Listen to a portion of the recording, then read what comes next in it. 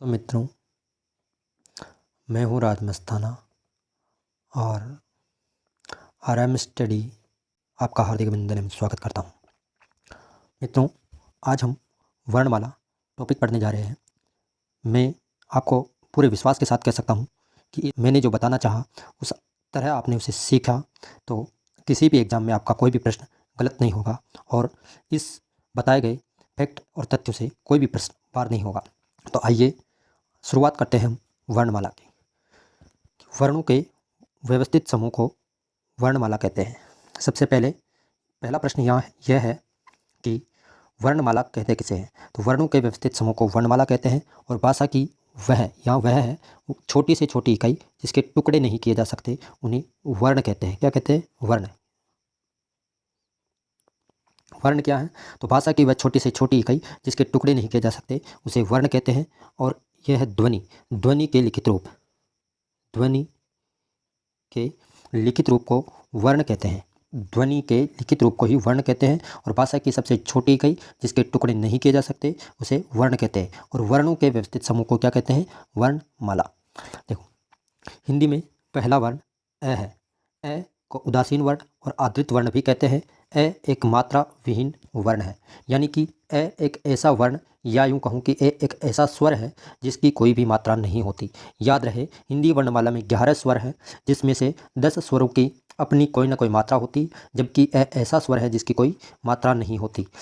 प्रश्न कभी भी ऐसा पूछा जा सकता है कि वह कौन सा वर्ण या स्वर है जिसकी कोई मात्रा नहीं होती, तो आपको क्या बताना है? अ ऐसा स्वर है जिसकी मात्रा नहीं होती। देखो, अ की उत्पत्ति ब्रह्मा की नाभि से मानी जाती है और अ को छोड़कर सभी वर्णों की उत्पत्ति शिव के डमरू से मानी जाती है। किससे? शिव के डमरू से मानी जाती है।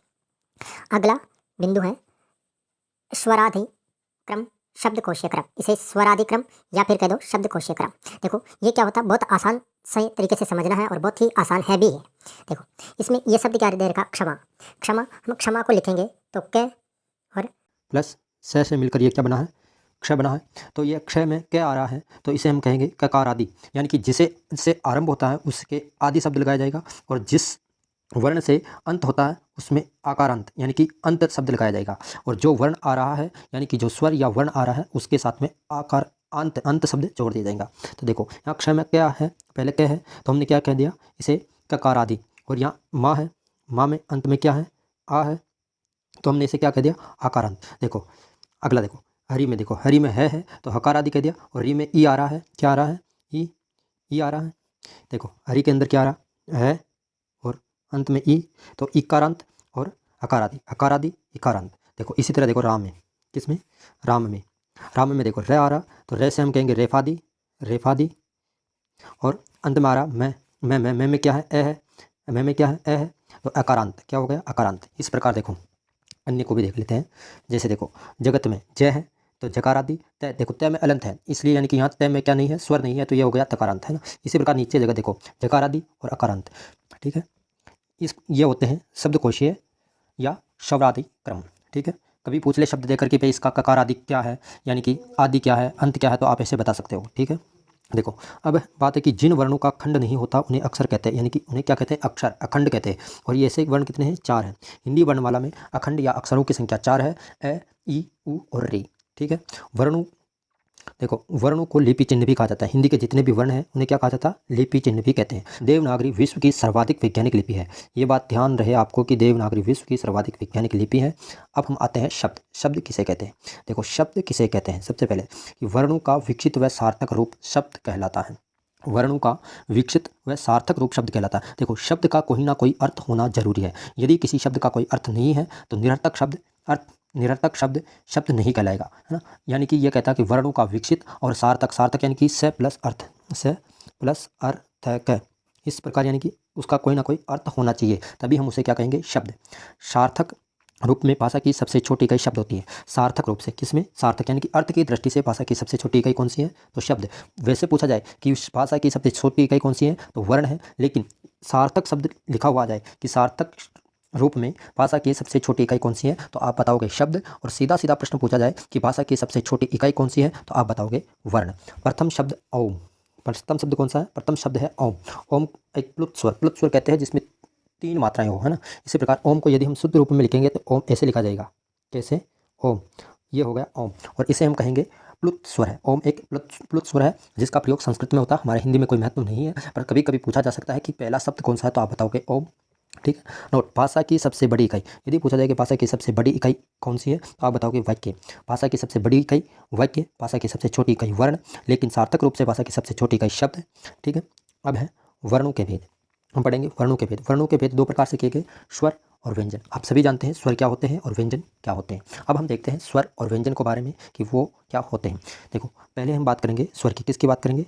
स्वर की। देखो, स्वर वह वर्ण जिनका उच्चारण स्वतंत्रता से होता है, यानी कि स्वर ऐसे वर्ण होते हैं जिनका उच्चारण स्वतंत्र रूप से किया जा सकता है। उनके उच्चारण में किसी अन्य वर्ण यानी कि स्वर की कोई सहायता लेने की आवश्यकता नहीं होती है। जबकि व्यंजन ऐसे वर्ण होते हैं जिनके उच्चारण में स्वरों की सहायता ली जाती है। आप ये सामान्य अंतर ध्यान रखेंगे कि स्वर और व्यंजन में क्या अंतर है, तो आप कहोगे कि स्वर ऐसे वर्ण होते हैं जिनकी उच्चारण में किसी भी वर्ण या स्वर की आवश्यकता नहीं होती है, जबकि व्यंजन ऐसे वर्ण होते हैं जिनके उच्चारण में स्वरों की सहायता ली जाती है। यानी कि व्यंजन स्वतंत्र रूप से लिखे जा सकते हैं लेकिन बोले नहीं जा सकते।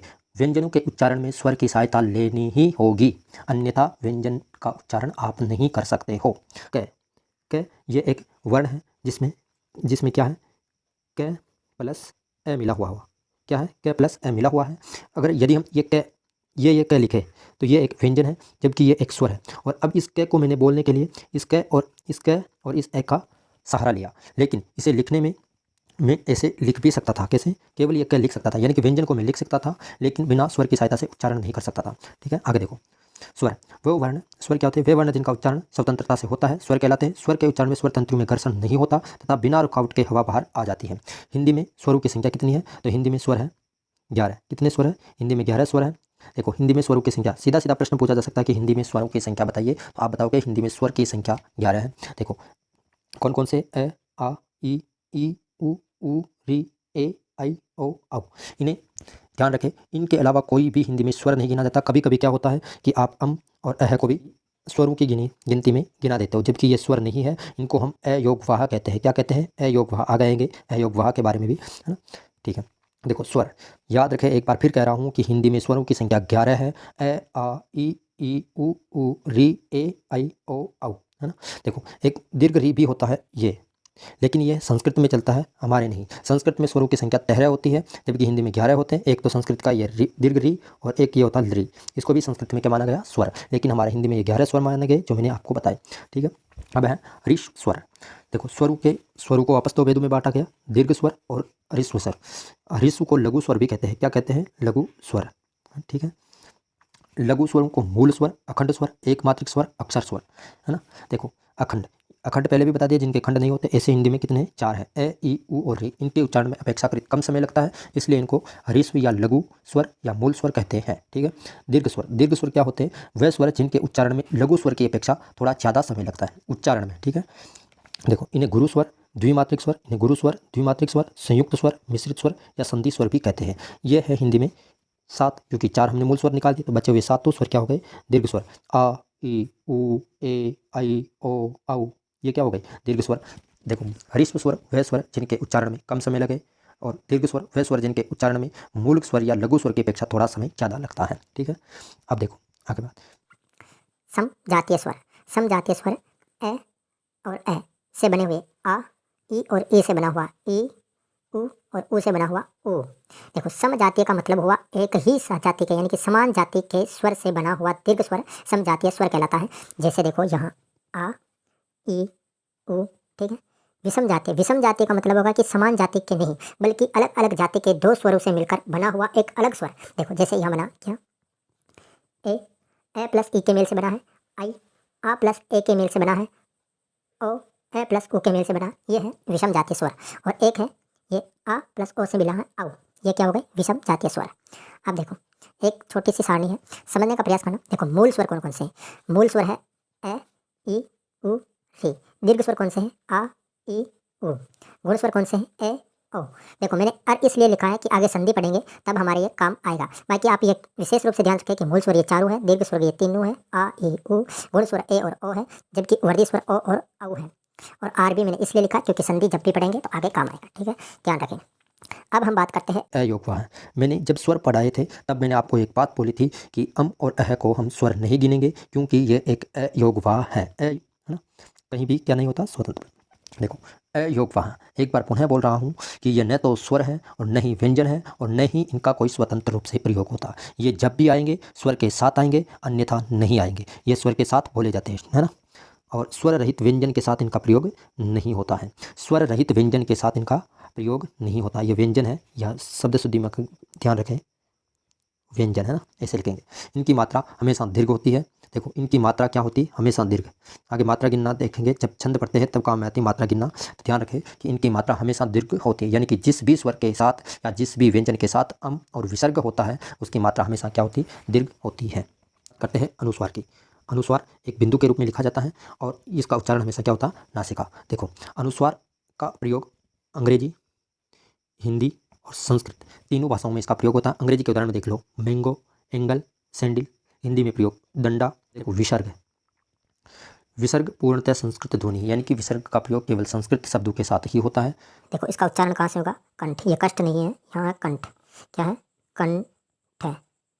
उच्चारण कहाँ से होगा, कंठ से इसका उच्चारण होगा। है जैसा उच्चारण, है जैसा उच्चारण आता है। कैसा था इसका उच्चारण, कैसा आता है, है के समान। है के समान यानी कि है जैसा इसका उच्चारण होता है। अब बात करते हैं चंद्र बिंदु।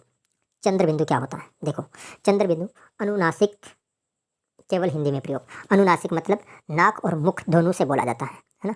अनुस्वार केवल नासिका से बोला जा रहा है, जबकि चंद्र बिंदु अनुनासिक यानी मुख और नासिका दोनों से बोला जाता है। इसका उच्चारण मुख नासिका दोनों से होता है ना।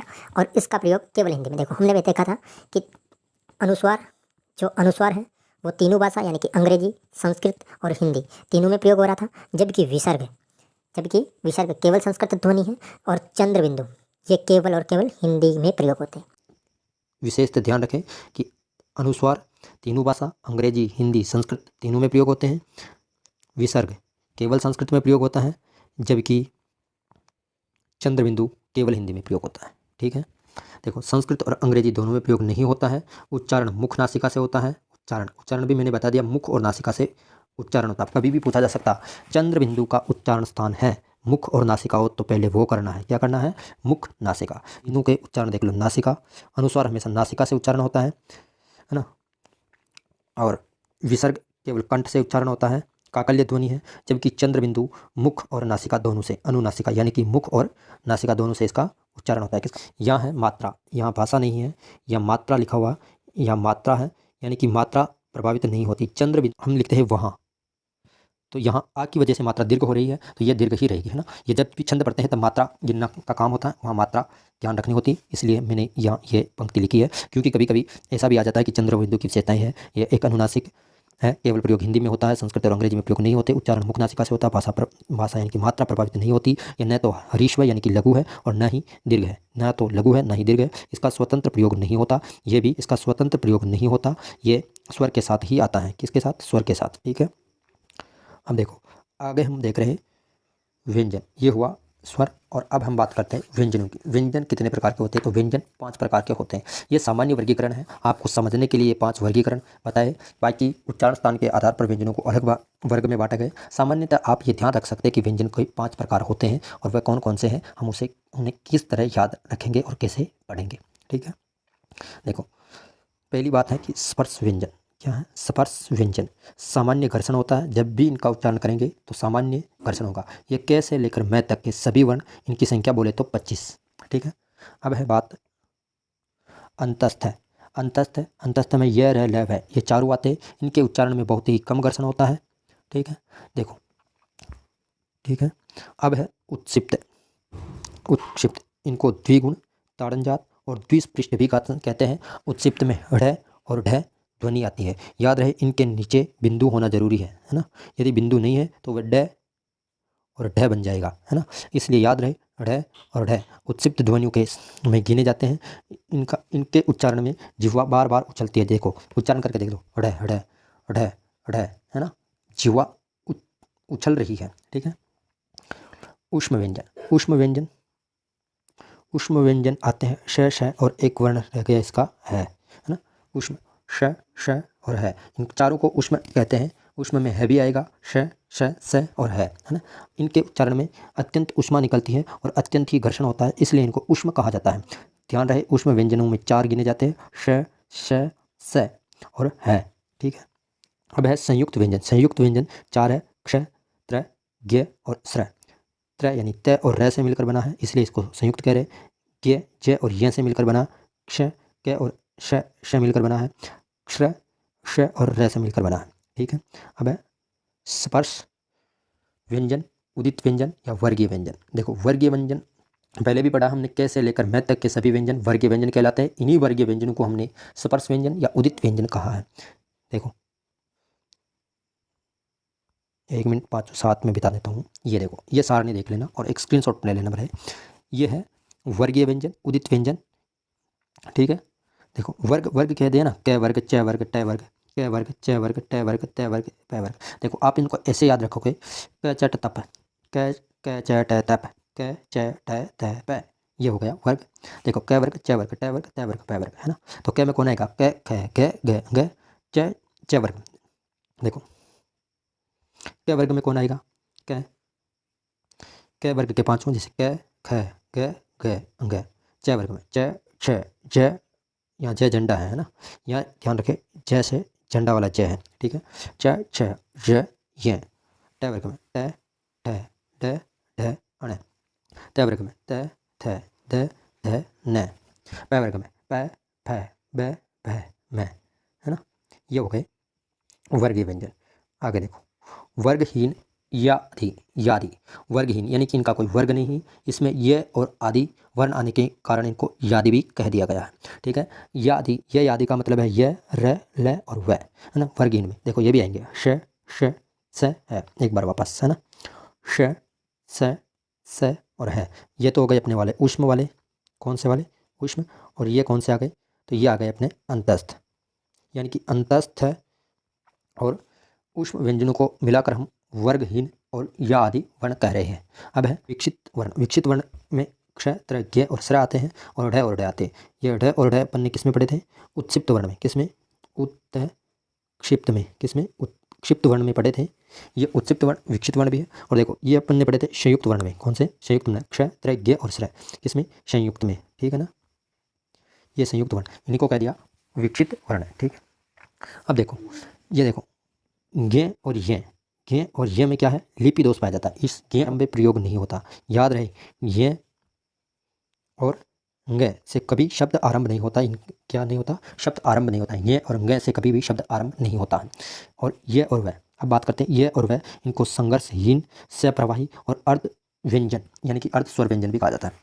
याद रखें, तभी मोस्ट रूप से अर्ध स्वर व्यंजन पूछा जाए, मोस्ट रूप से आपको ये और वह में से ही कोई एक छांटना है। यदि ये और वह में से कोई नहीं है तब आप र और ल को भी छांट सकते हो। दोनों साथ में कभी नहीं पूछे जाएंगे, या तो ये रहेगा या वह रहेगा, दोनों साथ नहीं आएंगे। लेकिन ये दोनों नहीं हो और उन र और ल में से भी कोई एक वहाँ हो तो आप क्लिक कर दें, क्योंकि इनको भी अर्धस्वर व्यंजन कह सकते हैं, क्योंकि ये इसी के वर्ग के वर्ण होने के कारण, है ना। संघर्षहीन, सप्रवाही, अर्धस्वर व्यंजन कहेंगे हम किसको, ये और वह को। किसको कहेंगे, ये और वह को।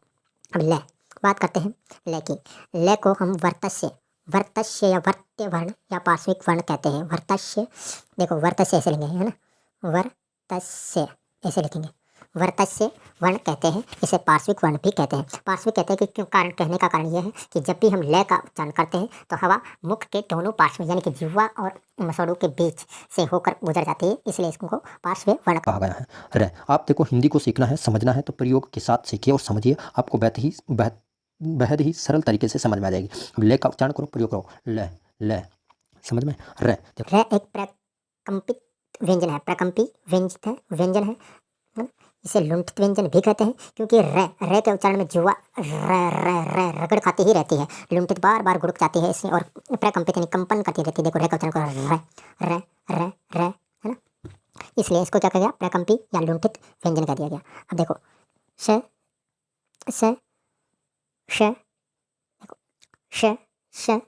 और है, इनको क्या कहेंगे हम, संघर्षी व्यंजन। क्या कहेंगे, संघर्षी, क्योंकि इनके उच्चारण में बहुत ही संघर्ष करना पड़ता है। ठीक है, देखो नोट, श में लिपि दोष पाया जाता है, क्योंकि इनमें उच्चारण साम्यता मिलती है, यानी कि लगभग हम अगर विशेष ध्यान नहीं रखें तो श एक जैसे उच्चारण किए जा सकते हैं। इस कारण इनमें एक लिपि दोष पाया जाता है और वह लिपि दोष है उच्चारण सम्यता, है ना। बात करते हैं है की, है ना। है को हम अल्य जीवा या काकल्य स्वर यंत्री कहते हैं, ठीक है। एक कुछ वर्गीकरण छोटा सा है, ये भी मोस्ट ध्यान रखने योग्य वर्गीकरण है। देखो, कोमल तालु, कोमल तालु वर्ण पूछे जाएगी निम्न में से कौन से कोमल तालु वर्ण है, तो आप बताओगे क ख ग घ। देखो, कभी पूछा जाए क ख ग घ के अलावा अंग भी आ जाए, वर्ग के साथ में आ जाए, तो आप कर सकते हो इसे, वरना कोमल तालु वर्ण क ख घ ही है, क्योंकि अंग को हम पंचम वर्ण कहते हैं और पंचम वर्णों का उच्चारण हम नासिक के पढ़ते हैं, ठीक है। इसी प्रकार स्पर्श संघर्षी व्यंजन, स्पर्श संघर्षी व्यंजन कहेंगे हम च, छ, ज और ज। देखो, स्पर्श संघर्षी, क्योंकि इनके उच्चारण में स्पर्श करते हुए जिह्वा मुंह के किसी भाग को स्पर्श करेगी और बड़े ही संघर्ष के साथ च, छ, ज, ज, ठीक है। कठोर वर्ण ट, ठ, ड, ढ, ये हो गए कठोर वर्ण। इस प्रकार आप RM स्टडी देखते रहिए। ये था वर्णमाला का पहला पार्ट और मैं दूसरा पार्ट भी बहुत जल्द लेकर आऊँगा। आपकी सफलता ही मेरा लक्ष्य है।